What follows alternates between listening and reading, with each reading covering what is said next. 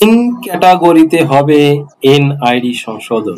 জাতীয় পরিচয়পত্র এনআইডি সংক্রান্ত আবেদন এখন থেকে আর ঢালাওভাবে নিষ্পত্তির জন্য বিবেচনা করবে না নির্বাচন কমিশন ইসি। এক্ষেত্রে প্রবাসী, সরকারি চাকরিজীবী ও সাধারণ ক্যাটাগরিতে আবেদনগুলো বিন্যাস করে নিষ্পত্তি করা হবে। ইসি কর্মকর্তারা জানিয়েছেন, ঢালাওভাবে বিবেচনায় নিলে অনেক ক্ষেত্রে অপেক্ষাকৃত বেশি সময় লেগে যায়। এই ব্যবস্থার ফলে যা সহজ হবে, উদাহরণ হিসেবে বলা যায়, সরকারি চাকরিজীবীদের সার্ভিস বুক থাকে, তাই তাদের আবেদনের সত্যতা সহজেই যাচাই করা যায়। আবার যারা প্রবাসী, তাদেরও সংশ্লিষ্ট দেশের বৈধ কাগজপত্র ও পাসপোর্ট থাকে। এই ক্ষেত্রে আবেদনের চাহিত তথ্য আপডেট করতে যাচাইয়ের খুব একটা সময়ের প্রয়োজন হয় না। অন্যদিকে সাধারণ নাগরিকদের অনেকের আবেদনেই নানা অসত্যতা থাকে, তাই আবেদনের ধরন প্রথমেই পৃথক করা গেলে নিষ্পত্তির সময় কম লাগে। এনআইডি অনুবিভাগের মহাপরিচালক এএসএম হুমায়ুন কবির এই বিষয়ে বলেন, এখন থেকে তিনটি ছকে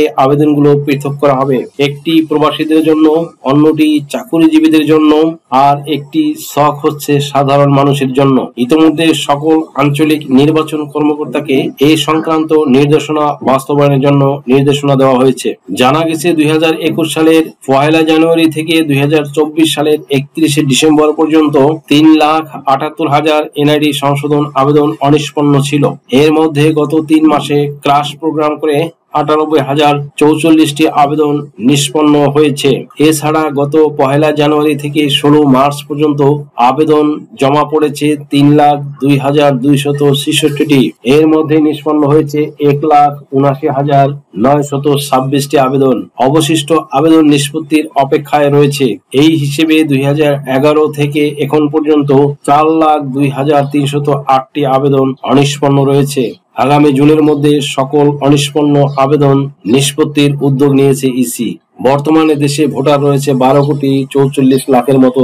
এদের অনেকের জাতীয় পরিচয়পত্রে কোনো না কোনো ভুল থাকার কারণে প্রতিদিনই আবেদন জমা পড়ছে বলে জানিয়েছেন ইসি কর্মকর্তা। 30 জুনের মধ্যে সব এনআইডি সংশোধন আবেদন নিষ্পত্তির নির্দেশ।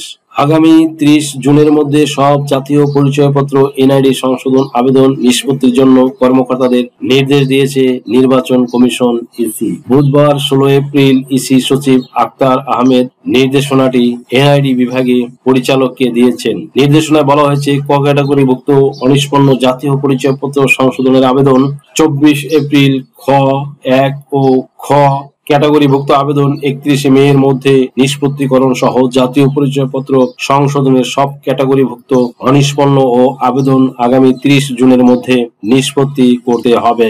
সুপ্রিয় দর্শক মন্ডলী, আপনাদের জ্ঞাতার্থে একটি কথা বলছি যে, আপনারা যারা এনআইডি কার্ড বা জাতীয় পরিচয়পত্র সংশোধনের জন্য অনেক জটিল জটিল সমস্যার সমাধানের জন্য আবেদন করে থাকেন, যেমন সম্পূর্ণ নাম পরিবর্তন, পিতার নাম পরিবর্তন, মাতার নাম পরিবর্তন, জন্ম তারিখ পরিবর্তন, তারপরে ধর্ম পরিবর্তন, তারপরে আছে বিবাহিত বা অবিবাহিতদের জন্য স্বামীর নাম পরিবর্তন, যাদের ডিভোর্স হয়ে গেছে তাদের স্বামীর নাম এনআইডি থেকে অপসারণ, অবাঞ্ছিত শিক্ষাগত যোগ্যতা অপসারণ প্রভৃতি ক্ষেত্রে যারা এনআইডি কার্ড সংশোধনের জন্য আবেদন করে থাকেন, এবং তাদের অবশ্যই একটি কোর্ট এফিডেভিট বা হলফনামার প্রয়োজন হয়, যেগুলো একজন আইনজীবীর মাধ্যমে করাতে হয় বেসিক্যালি। কিন্তু অনেক ক্ষেত্রেই দেখা যায় যে আপনারা অনেক ভুল করে থাকেন, যেমন বেআইনি কাজও করে থাকেন, অফেন্স করে থাকেন। বলবেন সেটা কিরকম? সে ফর লাইক, ধরুন যে আপনারা যখন এই এনআইডি সংশোধনের জন্য যে হলফনামাটি করেন, সেটি করে থাকেন কোনো কম্পিউটারের দোকান থেকে বা ফুটপাত থেকে বা যেন তেন জায়গা থেকে, যে কোনো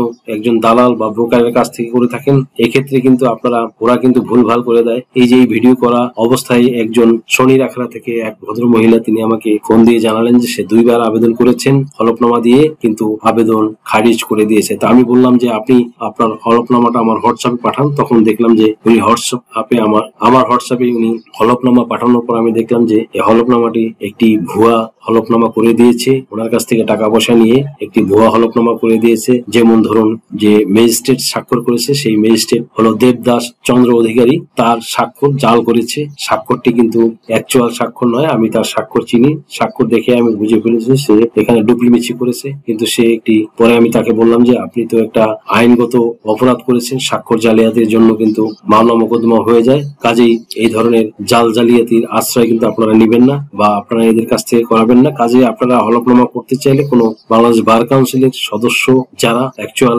অ্যাডভোকেট বা আইনজীবী তাদের মাধ্যমে করাবেন, তারা বুঝে ভালো, এগুলা বুঝে শুনে দেখে তারা আপনাদেরকে এফিডেভিট করে দেবে। আপনারা চাইলে আমাদের সাথে যোগাযোগ করতে পারেন স্ক্রিনে দেওয়া নাম্বারে। সুপ্রিয় দর্শক মণ্ডলী, আশা করি ভিডিওটি থেকে সামান্যতম হলেও উপকৃত হয়েছেন। যদি ভিডিওটি আপনাদের সামান্যতম উপকার আসে তাহলে রিকোয়েস্ট করব চ্যানেলটি লাইক, শেয়ার, কমেন্টস এবং সাবস্ক্রাইব করে পাশে থাকা বেল আইকনটি প্রেস করে দিন, যাতে পরবর্তী ভিডিওর নোটিফিকেশনটি খুব সহজে পেয়ে যান। সো আজকের মতো এখানে শেষ করছি। দেখা হবে অন্য কোনো দিন, অন্য কোনো ভিডিওতে, অন্য কোনো আইনি কন্টেন্ট নিয়ে। সেই পর্যন্ত সকলে ভালো থাকুন, সুস্থ থাকুন, নিরাপদে থাকুন। আবারও সবাইকে ধন্যবাদ জানিয়ে এখানেই শেষ করছি।